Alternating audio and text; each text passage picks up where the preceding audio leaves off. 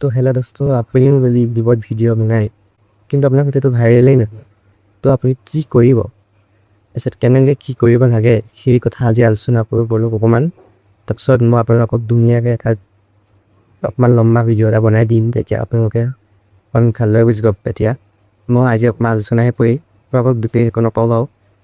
তাৰপিছত বলক আজি লাহে লাহে টপিকটোত সোমাওঁ।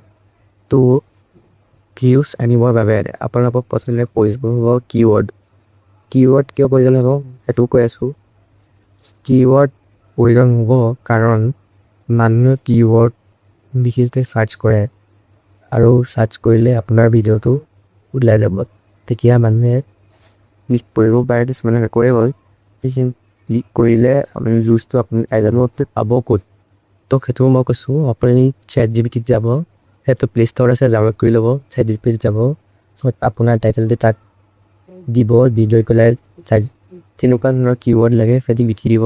তেতিয়া আপোনাৰ কি দিনে কিৱৰ্ড দি দিব, তাৰপিছত মানুহে চাৰ্চ কৰিলে আপোনাৰ ভিডিঅ'টোত তেওঁ ওলাব, ক্লিক কৰিব আৰু ভিউজ পাব পায়। তাৰপিছত শ্বৰ্ট ভিডিঅ' কেনেকৈ ভাইৰেল হয় সেই কথা আমি আলোচনা কৰোঁ বোলো।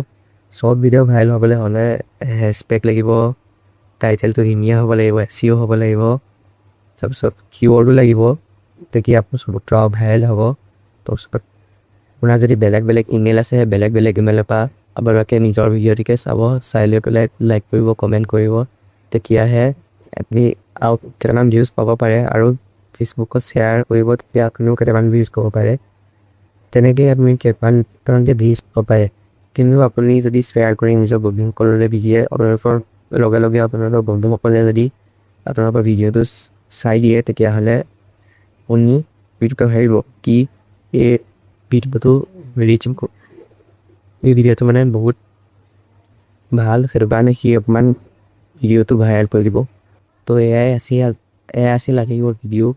আমাৰ আজি বেছি একো নকৰিলোঁ, কিন্তু যিহেতু অকণমান গাটো বেয়া, সেইটো কাৰণে মই বেছি ক'ব নোৱাৰিলোঁ। কিন্তু মই এটা ধুনীয়া ভিডিঅ' এটা আপোনালোকৰ মাজলৈ মই আগবঢ়াম। সেই ভিডিঅ'টো সোনকালে আহি আছে, আপোনালোকে চাবলৈ নাপাহৰিব।